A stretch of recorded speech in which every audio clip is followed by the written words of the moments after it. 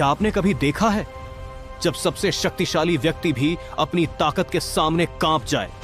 किष्किंधा के जंगल में बाली अपनी अजेय शक्ति के नशे में पेड़ पौधों को उखाड़ फेंक रहा था और अमृत समान सरोवरों को मिट्टी में मिला रहा था।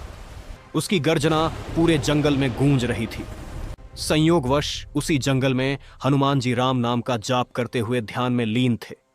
बाली की हिंसा देखकर हनुमान जी आगे बढ़े और बोले, हे बाली, इस बल के मद में क्यों इस जंगल को तबाह कर रहे हो? राम नाम जपने से मन और लोक दोनों सुधरेंगे। बाली ने क्रोधित होकर कहा, तुच्छ वानर, तू मुझे राम नाम का जप सिखा रहा है? अपने राम को ही बुला ले मुझसे युद्ध करने के लिए। हनुमान ने क्रोध में उत्तर दिया, हे बाली, तुम श्री राम को रहने दो, पहले मुह तुच्छ सेवक को हरा कर देखो। बाली ने दूसरे दिन के लिए युद्ध तय कर दिया। अगले दिन हनुमान जी युद्ध के लिए निकले।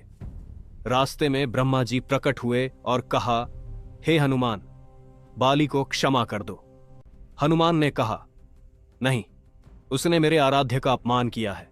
ब्रह्मा जी ने कहा कि अगर युद्ध करना ही है तो केवल अपनी शक्ति का 10वां भाग ही लेकर जाओ। हनुमान जी ने ब्रह्मा जी को सर झुकाकर प्रणाम किया और चल दिए। जब हनुमान बाली के सामने आए तो हनुमान जी का आधा बल बाली में समा गया। बाली का शरीर फूलकर फटने लगा। ब्रह्मा जी ने कहा, अगर बचना है तो हनुमान से जितना हो सके दूर भाग जाओ। बाली तुरंत वहां से भागा। आगे ब्रह्मा जी मिले और बोले, इतना भी बल सहन नहीं कर पाए तुम।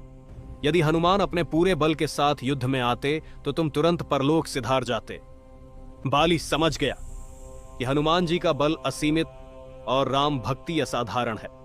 उसने हनुमान जी को दंडवत प्रणाम किया और कहा, हे हनुमान, आप तो इतने बलशाली होते हुए भी इतने शांत हैं, कृपया मुझे क्षमा करें।